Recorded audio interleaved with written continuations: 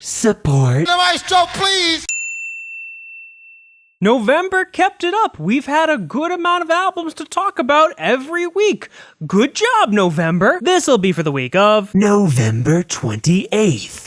2020. On this day in music back in 2013, the movie Frozen would be released. Its soundtrack would have the song Let It Go, which would get all the way into the top 5 of the Billboard Hot 100, becoming the first song from a Disney animated musical to do so since 1995's Colors of the Wind from Pocahontas. And it burns, burns, burns, the ring of fire, the ring of fire. I'm actually quite surprised the Royal Philharmonic hasn't already done something like this, to be honest. I mean, Johnny Cash is a pretty big name. Yes, I believe.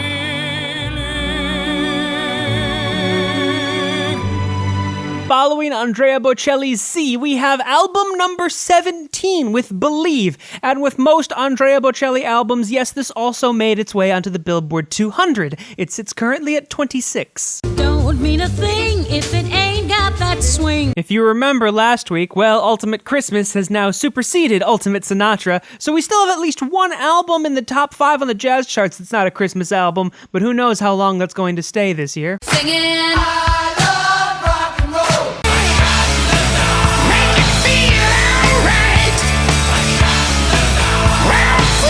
This album sees the return of Brian Johnson, Cliff Williams, and Phil Rudd, all of whom left around the supporting tour for their last album, Rock or Bust. This is also the first album since the passing of Malcolm Young back in 2017. It's bigger than hip-hop, hip-hop. I say, baby, run and run. Shawty, let me hear you say my name. Hey, Release number 5 for NBA YoungBoy for the year of 2020 after a studio album, 2 commercial mixtapes, and a compilation album. Maybe Until I Return means he's taking a break because he's simply done so much in 2020 of all years. talk a few bells, oh yeah, that's it. Bird on Rodeo, oh yeah, that's it. I can put it on the scale, oh yeah, that's it. I was wondering if a collaboration with Future was ever going to happen ever since Lil Uzi Vert released the song Baby Pluto off of Eternal A Take. For those that don't know, yes, Pluto is a nickname for Future.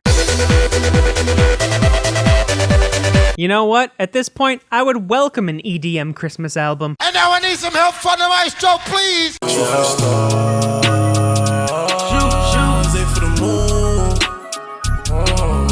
Pop Smoke actually did get nominated for the 2021 Grammys, Best Rap Performance for his song Dior. Such an imposition's for you. Kitchen and I'm in the bedroom.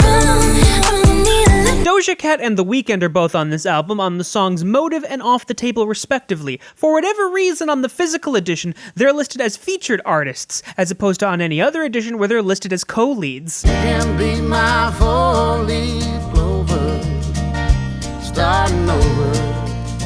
Gonna warn you right now, if you have a soft spot for dog stories, beware Maggie's song. That song is a tribute to Chris Stapleton's late dog, Maggie. Talk a few bells, oh yeah, that's it. Bird on Rodeo, oh yeah, that's it. I can put it on the scale, oh yeah, that's it. Quick word to the wise, if you want this album because you really enjoyed the singles Paddock and Over Your Head, be sure to get the deluxe edition, as those songs are actually not on the standard edition despite being the only singles released from said album.